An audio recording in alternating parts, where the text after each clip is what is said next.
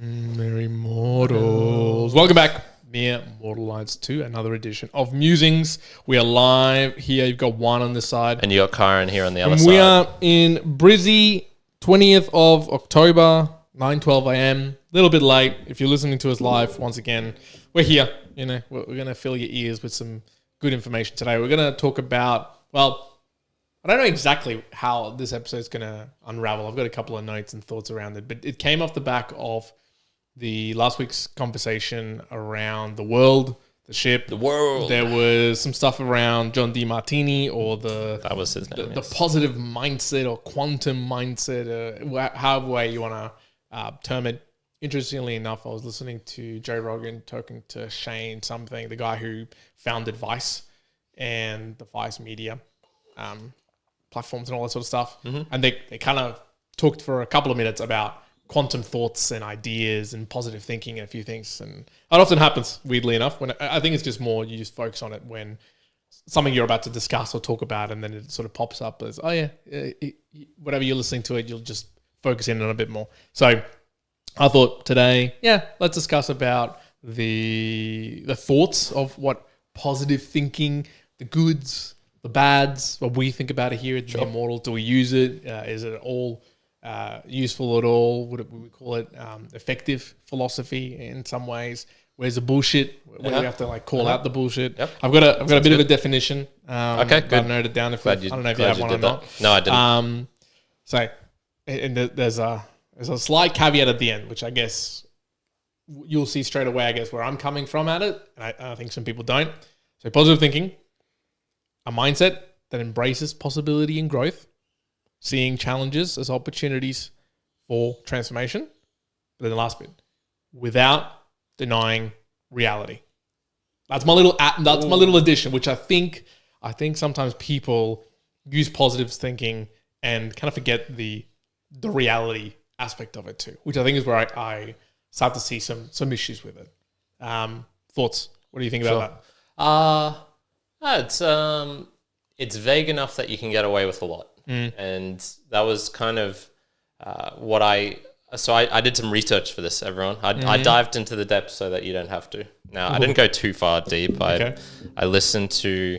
So, first of all, why are we subscribed to Dyer Days? Do you know who Dyer Days is? Dyer Days on YouTube? Yes. On which profile? I think it's the book reviews profile. Let me look. But it could be the other one. I can't remember for sure. Anyway, I remember seeing this pop up a couple of weeks ago. I'm like, well, I definitely didn't subscribe to this dude, so I'm putting it on you. What color is the individual? He's a very healthy dark brown. Okay, yeah. I think this is the guy that I followed because he's part of the School of Mastership group, and I believe he followed us back for that as well. Okay, that's what I assumed. So I assumed it was a personal connection. So I'd seen him pop up, and I'm like, okay, well, why is this person on our subscribed list? And I referenced him a couple of weeks ago as well, because I just clicked on his channel and was like, what is this? What is this? Yep. What is this stuff? And I also went into another dude called Nero Knowledge. Okay. And some Joe Dispenza, if you've heard of him before as well. The name sounds familiar, but I can't position to what he talks about. He's like Aubrey Marcus adjacent sort of thing. So, if you go into the Aubrey Marcus type of world, you're going to find him. It's kind of fun. You can link people via other people. Yeah. So Nero Knowledge, who is, I've written a description of here. He is a black English guy with a do-rag, wife beater, and wears sunnies indoors. That's this dude. That's the description. Oh, nice. and a whiteboard, which he spends 1/10 of his video cleaning, because he writes on it and then he takes his sweet ass time cleaning this whiteboard. Anyway, I dived into a couple of these dudes, Dyer Days as well. He's all about vibration and frequency. It's Nero Knowledge guys. A little bit less on the energy side of things, but still about very, the words positivity, energy, vibrations, frequencies. Kind of all like conglomerate. Yep. There's a lot of that coming on. Joe Dispenza, it talks a lot about energy, which eventually leads to focus of the heart center as love, connect your consciousness with every entity and being, and he's got a couple of miracle stories and stuff like that in there as well. So I dived into these guys, And yeah, I don't want to particularly stay on any one of them per se, because I'm not sure that'll be. But if you want to know in general, like there's going to be some generalizations here. If you want a specific example, just jump to one of these guys or to your best friend, Dr. John DeMartini. Yeah. And check out any of their videos and stuff, and you'll be like, okay, I can kind of see what Karen's talking about here. So I don't know where to start. I have like a couple of like dangers, things I'll give them credit for, and as well as some advice that they had, which I thought wasn't half bad, as well as a link to a topic that I particularly enjoy and how closely it was linked to that. So any of those spark your... Well, I think all of those are good diving points. Actually, did you research any one in particular? Did you have any... Not any in particular, but I could bring up, I think, lots of examples. There is one, though, that I'll leave towards the end to, I guess, demonstrate maybe the idea of some of those positive thinking, I guess, without avoiding reality type of conversation. But maybe set at a high level, set at a summary of what we think, I guess, positive thinking, just as a broadly from like the definition I sort of gave there before as well. I think, look, if you go about your day to day, is it going to be better to be positively thinking about the day as opposed to negatively thinking? Yes. Yeah, I think so. Does it mean that you have to put a spin of positivity to even things that are beyond your control? At least I would say not necessarily. So what do I mean by that? And this is where I've heard, what's his last name? We had Anthony on the podcast, and a lot of the things that he himself does through his company, his business, is around, hey, this is, today's going to be the best day. And it's the best thing that's happened. And everything that's happening is really, really good for you and positive, and be grateful and gratitude and all that sort of stuff. And I think that's a positive attitude, maybe a little bit beyond what I would say is a needed positive attitude, as in maybe you're starting to face some of the realities of the world that sometimes suffering and bad things do occur. Other examples, which I maybe align to more. So I'm trying to I'm giving examples, trying to give my view of positive thinking. Viktor Frankl. So if you read Man's Search for Meaning, which I have many, many times now. I didn't read it on my birthday this year. So that's the first time I've skipped in like 4 years. Oh. But I think I know the book well enough now, 4 times, in that he himself puts a lot of positive attitude into how he was dealing with what was going on during the war. And when he was, in the camps, he wasn't looking at it as, oh no, it's all sunshine and rainbows and fuck it, like this is amazing and wonderful.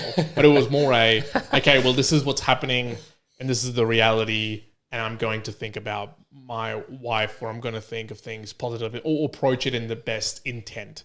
I think that level of positive thinking, wonderful. I think that's a great thing to think, because otherwise you're just going to be nihilistic and negative about the world and approach things in terrible ways.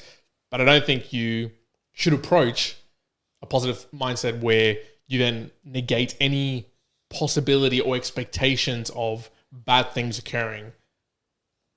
Clear example of what I mean by this one, that I would say, you shouldn't do this, or at least you're going to end up in some pain or even worse suffering. 2 days ago, we transitioned our daughter to a big girl bed. I thought you were going to say to a man or a boy. Jeez. Damn. This is like, this is quick. So we've got her a big girl bed. Okay. Why? She was starting to climb out of the cot. So just before 18 months, this little squeeze is now being transitioned into not a man, but a bed. And well, big boy. You did say big boy. Big boy. Big boy. Big boy. Big boy. Now, bed. Yesterday for both nap and nighttime, first time I was just going into this bed, and full positive thinking like you see in some of these people might have been like, it's going to be wonderful. Don't stress. This is a joyful occasion. This is a great transition. This is going to be all this. So you could, if you approach it that way, which some of these individuals do, or if you think about it like, well, whatever, quantum field energy is all positive and whatever, the reality, at least in my mind when I look at positive thinking, is you have to have that, but as I said at the end, but with the reality and expectation setting. And I think that's sometimes what really gets missed in some of those things, which is, I guess, what I feel like part of that you'll bring up, which is part of the things we agree with it, part of the things we don't see it. Where if you're in that particular scenario, I had gone, everything's going to go really well to my partner, like, oh, it's going to go fantastic, like, be overjoyed, let's celebrate, like she's going through. No, you know what I was like? I was actually like, oh, look, this is great. This is a great transition moment. And I'm fully expecting that she's going to wake up 3 times and we're going to have the most terrible sleep tonight. And it's going to, it's a new thing. It's a new change, whatnot. End result, she slept pretty well. Okay. And so I came out of it like, this is awesome. This is really good. But I faced reality of what it could be, obviously with past experience and from seeing what other, kids go through in that transition. So it's like, that to me, I go, that's what I would see as a good positive mindset in that. Yes, have an outlook that's positive and have a generous view to the world without lying to yourself at the realities that could very easily come to fruition. Because if they do, awesome, you expected them. If they don't, then even better. Kind of like a more that stoic way of looking at the world and what the worst things that could happen and then being kind of surprised by it. So that's kind of like high level what I would say with positive thinking. Okay. In my view. What I've noticed when I was diving through these videos was, and I've never really given this genre much credit for this before, was, surprise, the positivity aspect of it. But it's more like the way that they were going about it. And I think one difference, what I would say from their videos is, I never get the feeling that they say that you should have it in all situations or even that it should be applied to a specific one-off event like that. Because typically these videos are about how to get more money, for example, and a lot of this, or how to be healthier, or how can you influence your environment or yourself to get kind of broad, sweeping, better general changes, rather than my daughter's going to sleep tonight. Is it going to be good or bad? And this is where I was going through it and I'm like, you know what? They don't really dwell on the negative things. So they might say something like, you're poor and you're struggling or something like that. But they don't dwell on the you're poor and struggling bit. They never say it as if it's a thing that's like inherent to you. And this is why it is very positive in the sense like they are always talking about how you can change, how you can be better. The advice on how you actually go about doing that, a bit questionable. So, some of it's good. I'll talk about some of the good parts I saw recently. But maybe just summarize. So just here, if I'm hearing correctly, in seeing, because I think we're talking about positive thinking, and I think we're going to be talking about some of the individuals in the positive thinking space, and the things that start to move away from what we'd consider probably actually good, but their intent is good. I think you can't call out that their intent is all that bad, unless it's attached to monetary, which there definitely can be, and other influences. So if it's that, fantastic. But when they're speaking about certain things that are just generally positive in nature, let's just say, I have a feeling that the intent is good. Sometimes the execution of how you do that is a bit awry, it's a bit off. I've recently, I'd heard it for a bit of people saying, man, I'm just getting tons of negative shit in my feed, and whatever feed they were talking about, and whether it be Instagram, Twitter, YouTube, all the social media sort of stuff, anything that's kind of algorithmic.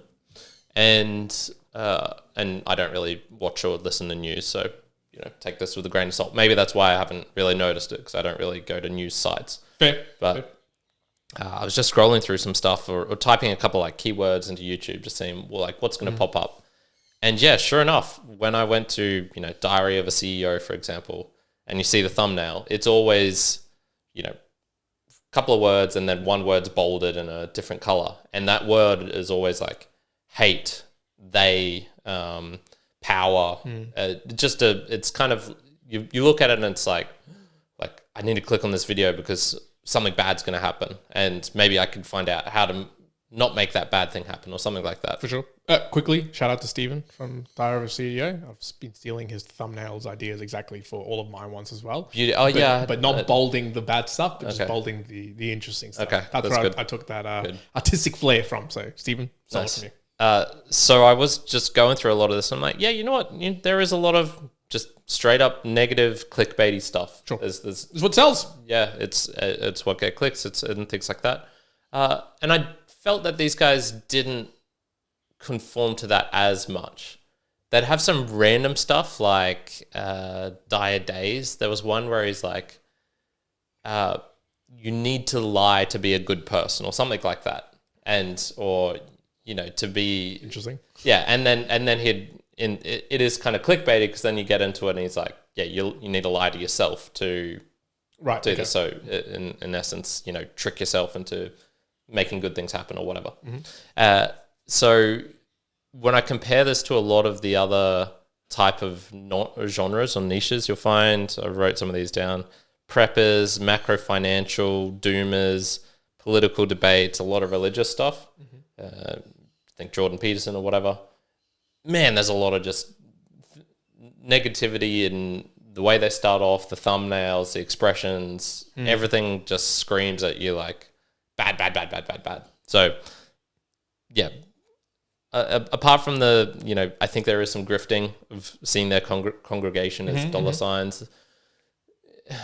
I don't want to, and that's where it can get into like the snake oil salesman-y type sort of stuff where they're promising, hey, with this positivity, you can cure cancer and you can do this. That's where it goes a bit too far. Sure. A little bit of a slippery slope, but in general, I wasn't as repelled as I thought I would be after watching a lot of these videos. Okay. Would I go back again? Not particularly, but yeah, it was. I find my views are shifting on a couple of things recently, Interesting. and especially on stuff which I always used to kind of treat with disdain, such as hedge funds. I used to think they were like just predatory and whatnot, but after reading a book or two, I'm like, no, I think that they're taking advantage of governments interfering and just making really bad decisions, and then they're just taking advantage of that. And it is the free market, so they should be able to. That's kind of one of my views is that the free market is generally better than not. And so yeah, this is one of those ones where I kind of came into it going, I'm not sure about these people, but and I'm still largely not a fan of everything they do, but it's not as bad as I thought it was. Okay, so let's talk about then the bad of positive thinking. Let's maybe do some boostergrams first. Okay. Before we get into the bad, we get clickbaity on you folks. Let me pull it up. So for those who are wondering, a boostergram is where you can send some support here into the Mere Mortals, because we are a value for value podcast. We do all of this free upfront for you. You can tune in anytime, anywhere, anyhow that you want. And we're never going to put ads or sponsorships on this, but we do just ask that you return some value to us in some form, sharing the show with some of your time with someone, talent, give us some topics or interesting things you find, and then also treasure, which is where you can do this via a modern podcasting app and send in some support and with a message attached. That's correct. So I believe we had one for this week. We had none. Had none? None for this week? None. Oh, yeah, the one you might have seen was Petar's. That was last week, was last it? week's, correct. Yep. Bummer. Sad puppy indeed. Sad puppy indeed. Jeez. All right, people. We need some support coming in. We need some sats to alleviate the soul. Maybe it's the Bitcoin price that's going up. I've had which has been going up. Yeah, that's been an interesting thing to watch the rise of the last couple of days. Look, we'll get into when we're talking about on positive thinking, we're talking about the bad things and good things. But specifically, I didn't manifest any Instagrams. That's what it would have been. Give me a Bitcoin. That's bullshit. Like, those sort of bullshit things. But I think for me personally, the more and more, and I guess it's probably the spaces that I'm hanging around and listening into, I have a feeling in the next 2.5 years, let's just say, and this is the difference between the manifestation and the positive thinking, because there's a clear difference between an idea, which I guess would be the intent that they put, and the execution. Two such different things because, as Karen very well knows about me, I've probably had 500 business ideas in my time and probably executed on 3, right? And one worked out okay or something to that effect. So, there's a very difference between the idea and the hope versus the execution. But I can see, talking about the value that we provide to people in a value for value model, I do see us probably creating something like a group, a more connected group. I've got ideas on how to do it. In fact, I could tell you right now and riff on how we exactly do it. I just don't have any time to do that. And I don't know the differentiation that we would do from the podcast perspective. But again, I go, look, I really believe in the model of value for value to be able to be sharing in that way in terms of the model of funding. I think there's another format that we could be doing to deliver some value to people and still use the same model for them to send through in that manner, but making it more specific, more precise, like, hey, we're going to do this extra bit, which is a little bit more personal, a little bit more descriptive. Maybe we'll spend even more time on it, but we're going to need some specific monetary support for that. And we're still going to maybe support, you can do it in this particular model that we use now or in a traditional fiat model. So I think we'll end up doing that. Is it going to be soon? No, I have no time. Nor is it a big thing in my mind right now, but I can see how we could do that, right? But yes, right now, the model you can support us with the value for value model of sending through a boostergram or streaming sats. Yeah, look, I've also had less time than, maybe I'll get into this in the next couple of months or something, but for example, with Fountain, you can connect up Noster, which is a sort of social media platform. Not really, it's a protocol, but you can put social media type apps on top of it. And I know people are using it more. It's not as, so the Fountain homepage, so Fountain's one of those podcasting apps you can use to support us. And it's very different than it used to be. I used to be a big dog on Fountain One because I followed a lot of people. A lot of people followed me back. I had a kind of thing. Correct. So I think when I would boost out stuff, it would actually go to a lot of people, whether they ever took any initiative on that, came to the podcast or anything. I think a couple of people might have just from that. But now I think if I did that, it's not connecting in the way that it was previously. Right. And there's a whole other world of Noster stuff over here, and a lot of Bitcoin people are interested in it. And I haven't had time to dive into it properly. But I know there's things progressing there, such as you can still put music into your podcast. Put a value time split, so the musician, when people are streaming, they'll get the boosts or the streaming payments or however much you want to give them. And I know there is people getting onboarded via that and finding out oh shit, I put my music up here and now I'm suddenly getting Bitcoin or some sats because people are boosting and streaming it, and it was from this podcast, and it's holy shit. I think that is still going to be the future, and the TikToks and these things of the world will probably have to implement something like that because just the way the system is at the moment, it's not working. But yeah, it's going to be years. It's going to be a while. It's going to be years until there's an app or a thing that just gets everything, every little bit right. And it'll get there. Look, I feel like positive thinking. I think it'll get there.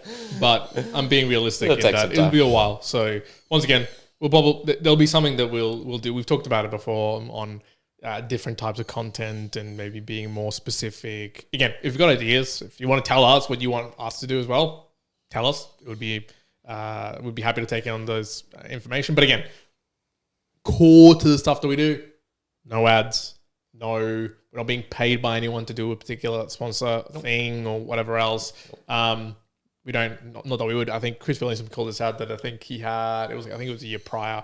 Someone came to him and offered the podcast more, $1 million or more to have this guy who was Saudi to talk about oil and a particular thing. And, just Chris was saying man, that smelled like it would be a terrible thing to do. So he didn't proceed to do it, even just to not even take the money, just to do it on its own. Legally, if you do that in the States, you have to say that they paid you. That they paid you to actually do it. You're legally meant to say that. Say that. Where the vast bulk of people don't, from what I could tell. Fair. Whether that's because they don't know the legality of or get around it, or know and get around it, or find another way of getting around it. Sure, but yeah, okay. Interesting stuff. Okay, well, positive thinking. Let's go into the bad stuff, like the ugly stuff. Like why again when someone says the positive thinking mentality and mindset and idea, when does it get ugly? From what you've seen, I could list many things of why it gets bad or what the examples I've seen badly. Why did you see that you went like that still pushes me away? This is scammy, whatever. Yeah, well, it wasn't particularly actionable. So if you're poor, you need some money, you want to increase your wealth or something, you could spend a lot of time essentially just meditating on how to do that, and not that much time actually going out and hustling or working harder, for example. So there was probably the skew would be 90% of what they were saying is think about it harder rather than, and 10% do something. Or if you think harder 90%, you'll then find the opportunity. You'll notice when the opportunities arise for you to then take advantage of it, rather than, I think, getting out there and creating those opportunities for yourself. So they're not really saying put in 100 new job applications and one of them might get back to you, or 10 of them might get back to you, and you might get 2 interviews and you might get one of those jobs. I don't hear a lot of that going on in terms of advice. Yeah. So I feel it's it lacks a bit of that actual action that me personally I think is needed more. But have I spent 10 hours trying to manifest things? I haven't. So who knows? Yeah, maybe that's what it does work. Maybe it does work. Here's one way. I'm going to call it, I'm going to go out there on a limb. I'm going to say this is ugly, but it could be because I am such an imbecile, and we all are, that we don't understand it yet. But the one aspect that I find continuously whenever I see things like this or pop up from a John DeMartini or whoever is when relatively new concepts start to appear in the world. And so then it gets piggybacked into the positive thinking sphere, let's just say, and it attempts to connect all these things.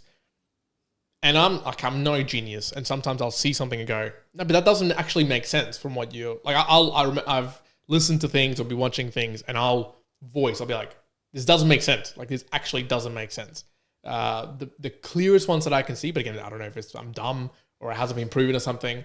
But where I see the ugliness is there'll be this positive thinking spiel or conversation, and again, I like the intent, but then when it starts getting connected into the quantum fields and the chemical valences and the space between atoms and the wavelengths of this and a whole host of these ideas. It's Luke Belmar, the crypto guy. He has this like little spiel somewhere. I remember that I commented and got like massive amount of likes and comments back on it. But it was about, he was saying like, think about money, like water and, the river, and the river has banks, and the banks hold the money.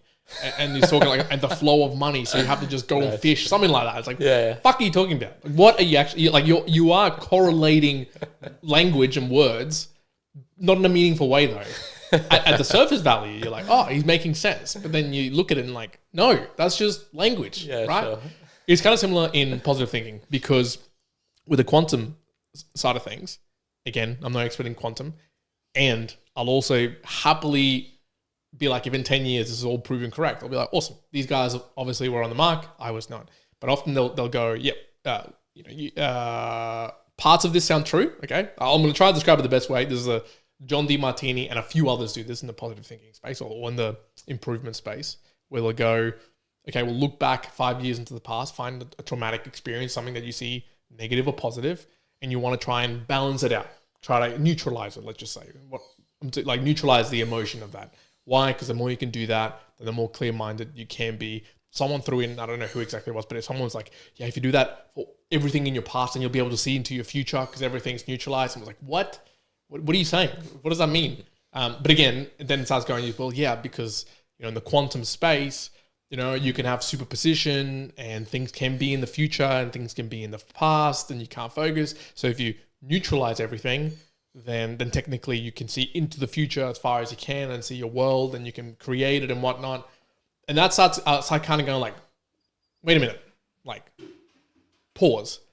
That was a turkey outside. Okay. I go Nice. pause. Like quantum mechanics, as far as I understand, does have all of these attributes and properties.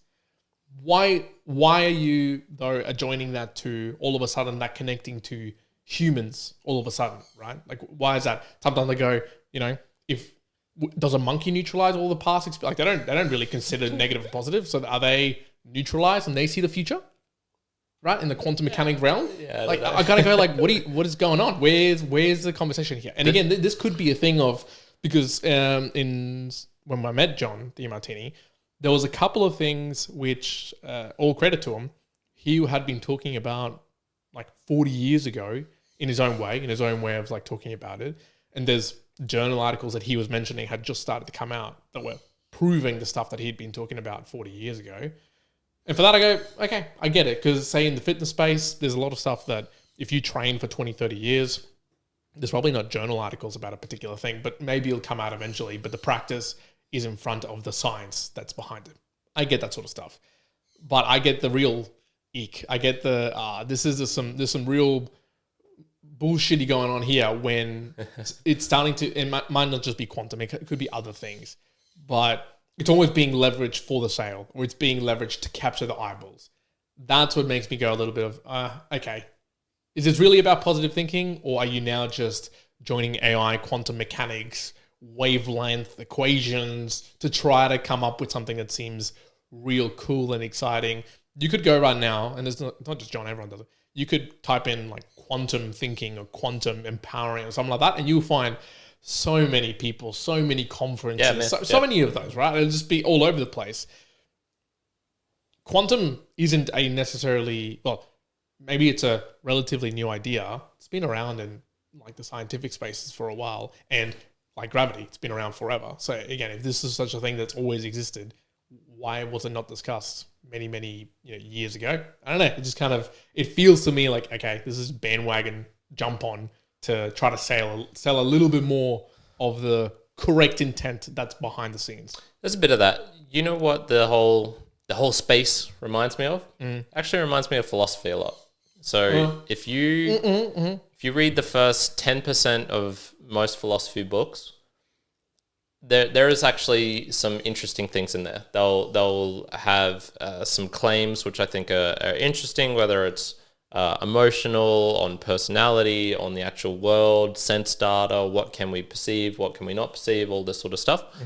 If you get 10% into it and then stopped, and you had the willpower to just stop there, I think you'd actually get a lot of benefit from that. If I think of all the philosophy books I've read, Nietzsche, the Kierkegaard, Derek Parfit.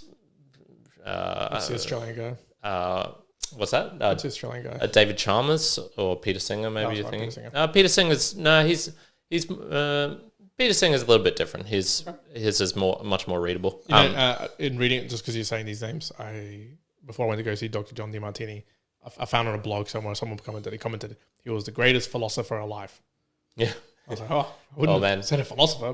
He's read, what was it, 30,650 books? Yeah, studied that many Yeah. books, as is claimed on his website.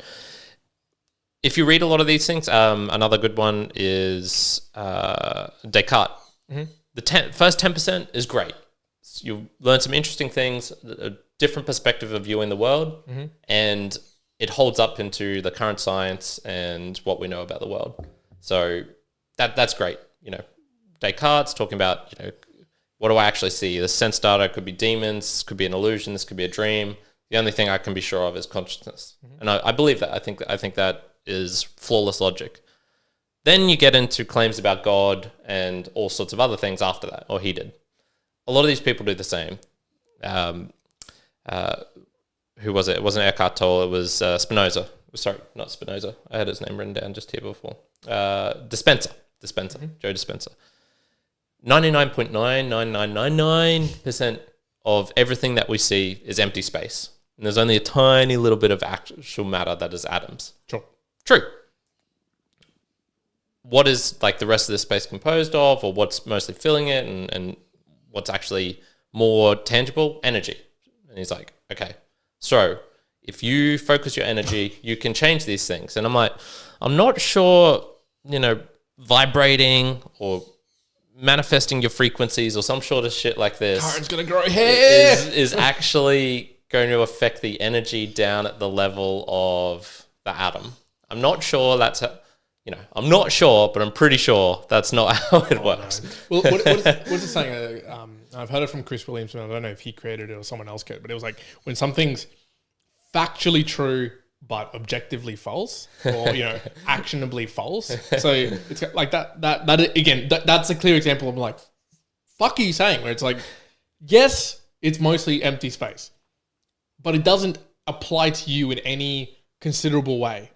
Is there? But this is where I'm like, in my current understanding, maybe there is to be a change in some way. I think it's like the statistical nature of, because it's so much empty space between atoms and whatnot, there's actually statistical evidence that you can put right here, I can put my finger through the wall or through a table. That can happen. And in fact, it will happen given infinity.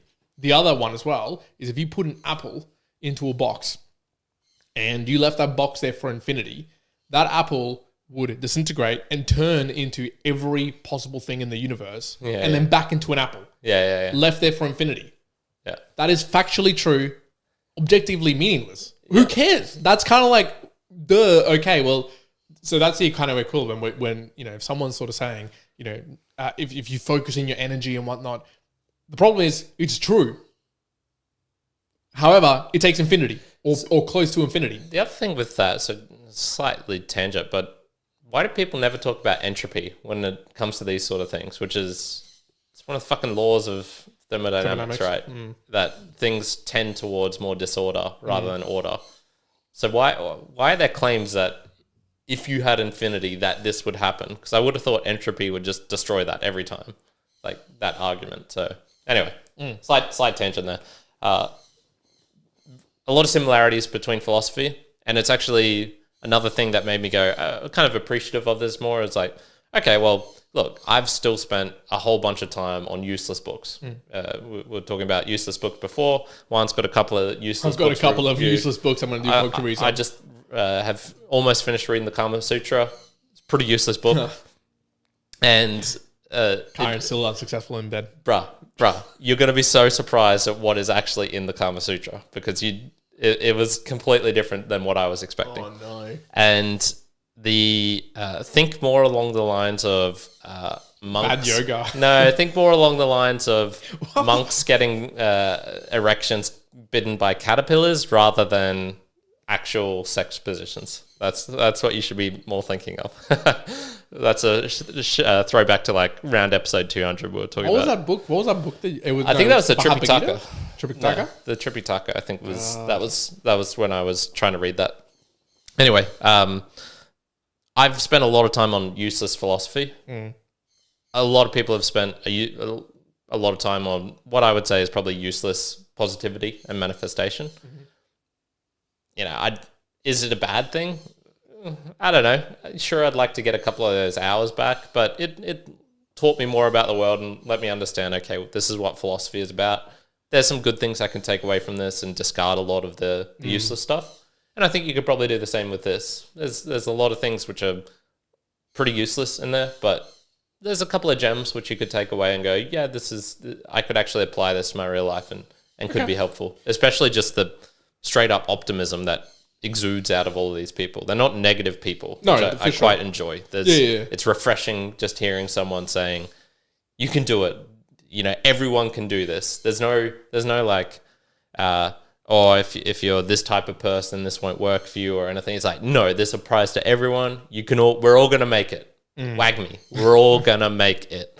Yeah, look, and because like underlying that philosophy note, I was going to bring that up because I feel like philosophy with positive thinking, again, all of the underlying maybe thoughts and ideas and intents is good, but until you make it an effective philosophy, then so what? It's almost like so what? Like, what are you going to do about it? Because kind of like physics, again, or think of any fundamental basic principles.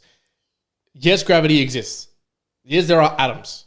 Yes, you can have, entropy and all of your laws, but how the fuck does it apply? Like, what does it matter to you? If humans weren't here, right? Like on the moon, all of those exist, but nobody gives a flying fuck about what it actually is there in the exact ratios for a human because it's not affecting the human. So the philosophy or like the underlying structures that are in place, always in place, fine. And you want to talk about them, that's awesome. The concern and then where it gets positive, when I see it doing really well is when it becomes effective. Like there's an effective philosophy behind it. Would I put this down in the positive thinking? Maybe the first time I heard about it was when Huberman talked to David Goggins, and they were talking about, I'm going to butcher this. I'm going to get this wrong. The anterior mid-singular cortex. Okay. I don't know if it's exactly that, something like that. But anyways, that's the part of the brain, or that's starting to discover more and more that when you do things that are hard that you don't want to do, it grows. And it helps you to do more things that are hard or challenging or that you would consider as a human to be suffering and help you out. You know, maybe I'm weird and twisted, but I go like, man, that's positive thinking.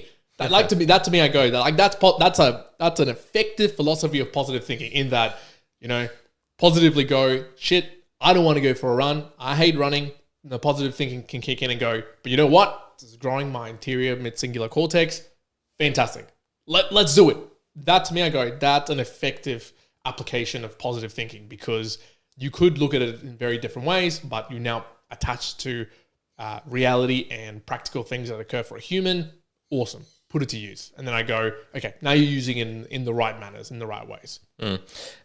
A couple of the advice that I got from there, which I thought wasn't half bad, it's just the way that they frame it is different to what I would normally expect. So hang out with people who have what you want. So this was essentially saying, you know, if you want wealth, if you want women, if you want, more positivity, if you want whatever, it's better to hang out with those people. And I'm like, okay, yeah, that's, you know, the way they were phrasing some of these things, maybe go like, it was some manifestation chucked in there, but I'm like, oh yeah, sure. If you just want to change your friend group, and if you want to learn business, it's better to hang out with business people rather than people who have never, you know, on the dole.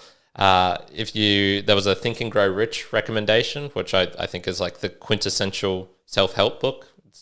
It's classic. It's got a lot of positivity and manifestation in there with some advice as well. I think it's just like the stereotype of that.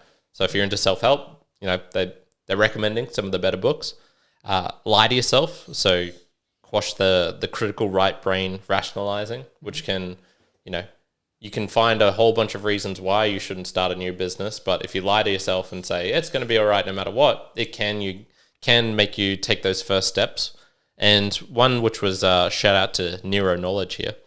He actually defined something. I was like, oh, this guy, he's defining something. I like this.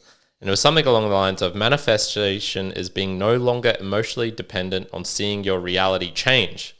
And which essentially is just be content with the present. You know, if manifestation is, by that definition, I could get on board if that's what manifestation is. I think they changed that. I think they changed that around a lot. But yeah, there was quite a few things in there where I'm going like, yeah, okay. Fuck, some of them are bold as well, man. They say some like crazy shit in terms of you know, God is part of you and you are part of God, or like God is part of you. And I'm just like, oh shit. You know, religious people probably aren't going to like what you're saying here. You know, that's taking pot shots at religion. That's you got to be careful with that, man. So some of them are kind of bold. Okay. The last couple of things I had, so this is kind of my summary, I guess. Slippery slide into straight up hucksterism and essentially being extorted, because a lot of them will say, you know, oh, why isn't your manifestation working? Why isn't my positive thinking working? Because you're not doing it hard enough. You're not doing it hard enough. You need more faith. You need, you know, you need 4 more installments at $100 for 10 years. Bam, exactly. And you'll get it. Some of them get into some kind of funny, like anything is permissible sort of range as well, which is you don't, you know, your limiting beliefs are holding you back, and so you need to get rid of them. And I think that can also, some of them will probably lead to like, okay, well, I don't need to be nice to people anymore. My child is holding me back, so I should cut them off completely from my life or something, or my dad. You know, there's just some things in here where I'm like, okay, well, you know, if you take this to its full extent, you could create your own reality, get some, you know, Raskolnikov from Crime and Punishment going on, where anything's permissible, I can do anything I want.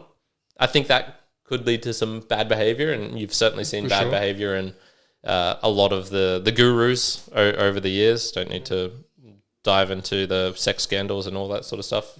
Sex scandals, the money, you know, that usually is where it manifests itself. And my last one here, the opposite side of being too cynical, which is probably me, to be honest, I'm rather cynical at times, is too hopeful. Hope and placebo can get you a rather long way, which I will acknowledge. So for me, for example, I don't take Panadol because I know the scientific studies saying this actually does have some alleviating effects on pain. But for me, whenever I take it, it's too small for me to actually notice, which makes me think a lot of it probably still is just placebo. Or, you know, placebo is doing, the placebo effect is like, I'm taking this, it's going to make me feel better. It's doing like 80% of the heavy lifting. And so because I'm kind of cynical of it, that doesn't work. And so I'm maybe getting 20% pain alleviation, but it's so small that it's like, it's not even really doing anything. So this is where you can hear stories of people treating cancer in their children with like full moon sound healing or shit like that. Or Juan's favorite, breatharian buddy, you know, external reality, despite its illusoriness, despite the fact that we can only see a limited band of the color spectrum or the light spectrum, despite, you know, everything being space and this could all be a dream and whatnot.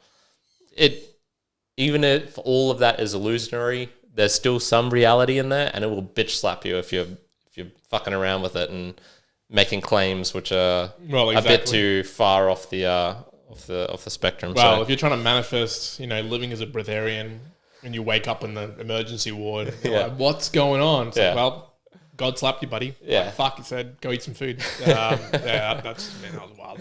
Yeah, look, I think the positive thinking, again, the idea, the concept of positive thinking, I think is a good one.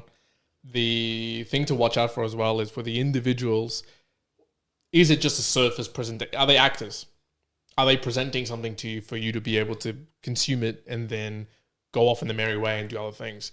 I can't remember the individual's name, and I won't actually bring it up because I don't really follow him. Someone actually posted him, and he wasn't necessarily like clear banner here. I'm not suggesting that this particular individual might have offed himself. There might have been like a reason for it, but he was let's just say semi-positive, semi-business individual. The usual, like you do post, and then I saw a post, it was someone else shared him, and it was like, oh, yeah, that team or the family is saying like, unfortunately, this dude's passed away. This dude was like 40 years old or around that age. Okay. Unknown what it would have been like. Now, would it be an accident? Would it be that maybe he himself was depressed or something else that occurred? Who knows? But what I'm saying is more overall, you could be seeing a presentation or an actor or something, you know, someone saying like, oh, think this, do this.